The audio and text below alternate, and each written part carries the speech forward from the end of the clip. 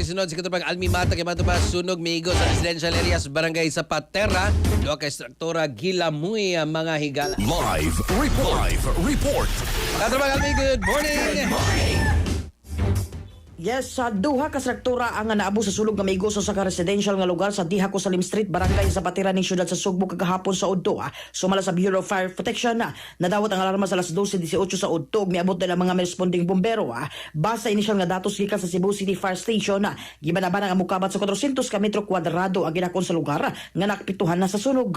Gideklara nga under control ang sunog sa alas 12:32 sa Udto, samtang hingpit kini napalong alas 2:03 sa hapon. Matod sa mga otoridad, swerte nga walay naangulo namatay sa maong insidente.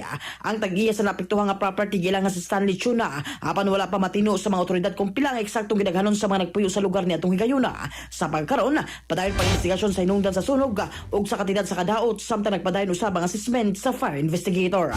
Mga katropa, alang sa pagpahimsog sa panlawas, inumog sa Thona Plus Gold alang sa naghiusang Pilipino para sa Pilipinas.